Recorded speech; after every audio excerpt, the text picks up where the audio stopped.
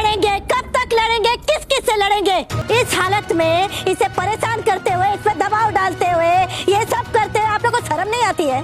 जबरदस्ती का उसे मजबूर कर रहे हैं। मत कीजिए ना पराग जी, मत कीजिए ऐसा। अगर आप अपनी बेटी से प्यार करते हैं तो मत कीजिए ऐसा। मैं अपनी बेटी को मजबूर नहीं कर रहा हूँ अनुपमा जी, मैं अपनी बेटी को समझा रहा हूँ। अरे मैं अपनी बेटी को ऐसे घर में कैसे भेज दूँ जहाँ खुद उठ के पानी पीना पड़ता है। यहाँ कोठारी हाउस में मेरी बच्ची राजकुमारी की तरह रहती है, वहाँ जाकर उसका क्या हाल होगा ये मैं बहुत अच्छी तरह से जानता हूँ। आपके घर में भी वो दाल भात साग रोटी खाती है ना? हाँ। ये सोने की रोटी और चांदी की सब्जी खाती है। और यहाँ से ये पहली बार नहीं जा रही है, इसके पहले 1 साल हमारे घर में रही है। अगर वहाँ कोई तकलीफ होती तो कब की यहाँ आ गई होती। आपका ये महल अच्छा है ना, तो हमारा घर भी कोई बुरा नहीं है। और आपका ये महल छोड़ के प्रार्थना हमारे घर में रहना चाहती है, तो इसके पीछे कोई तो कारण होगा ना। लीला बेन, आप खुद को हमसे मिला रही हैं। राजा और रंग की क्या तुलना है? अरे आप होंगे पैसे से राजा, पर प्यार में आप रंग के रंग। अनुपमा के लेटेस्ट एपिसोड में हम देखेंगे कि जो वसुंधरा है वो बार बार अंश और प्रार्थना को अलग करने की कोशिश कर रही है। और जब प्रार्थना की गोद भराई होती है तो वो कहती है कि गौतम ही इसका असली बाप है और गौतम ही प्रार्थना का असली पति है। अब ये सब सुनकर अनुपमा काफ़ी ज़्यादा गुस्से में आ जाती है। वो कहती है कि आप कैसी बा हो, आपको पता है कि गौतम ने कितना जुल्म किया है प्रार्थना पर, उसे मारा है, पीटा है, फिर भी आप उसे उसका पति बोल रही हो, आपको बिल्कुल भी शर्म नहीं आती।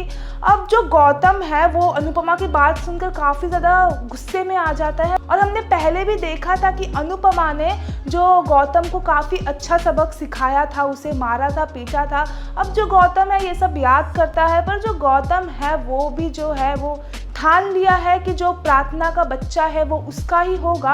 इसीलिए वो इसी बीच एक गिफ्ट लाता है। अब कहता है कि अंश और प्रार्थना ये गिफ्ट खोलो। अब वो गिफ्ट में और कुछ नहीं, पेपर्स होते हैं और वो पेपर्स में लिखा होता है कि प्रार्थना बच्चे के बाद कहीं भी जा सकती है, लेकिन बच्चा जो है वो यहीं पे पलेगा।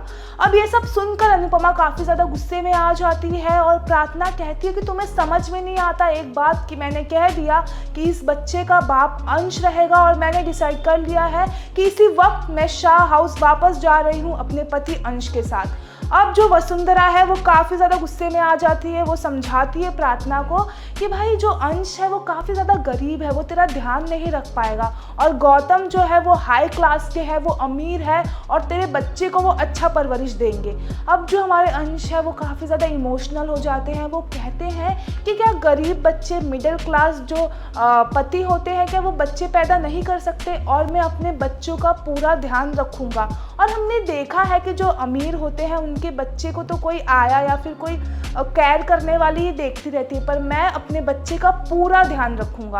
अब ये सब सुनकर वसुंधरा फिर भी कहती है कि नहीं, गौतम ही उसका पिता है। अब अनुपमा कहती है कि बस बहुत हो गया और प्रार्थना हमारे साथ जाएगी, जिसे रोकना है वो रोक के बताओ, पर प्रार्थना हमारे साथ वापस शाह हाउस जाएगी। और ये सब सुनकर जो पराग है वो गुस्से में आ जाता है और वो एक दुपट्टा से एक लाइन बनाता है और कहता है कि ये लाइन के पार जो है वो अनुपमा के साथ जाएंगे और इस पार जो है वो हमारे साथ रहेंगे। अब जो हमारे सारे लोग हैं, जैसे प्रेम हो गए, और सारे लोग जो है वो अनुपमा के साथ चले जाते हैं और काफ़ी लोग जो हैं वो पराग के साइड रहते हैं। अब पराग कहते हैं कि जो भी अनुपमा के साथ वापस जाएगा वो इस फैमिली के साथ कोई भी रिश्ता नहीं रखेगा। अब प्रेम जो है वो उनके साथ चला जाता है, राज और सारे लोग भी अनुपमा के साथ चले जाते हैं। पर जो हमारे राही है वो कंफ्यूज है कि वो किसके साथ जाएगी। अब देखना होगा कि राही जो है वो पराग के फैमिली में जाएगी या फिर शाह फैमिली में जाएगी। ये सब देखना काफ़ी इंटरेस्टिंग होगा। और इसी के बीच जो है प्रेम और राही के रिश्ते में कुछ रुकावट ना आ जाए, ये भी देखना इंटरेस्टिंग होगा। वेल, आपकी क्या राय है ये पूरे अपडेट को लेके हमें कमेंट बॉक्स में ज़रूर बताइए। और अगर वीडियो पसंद आई हो तो लाइक, शेयर, कमेंट ज़रूर कीजिए।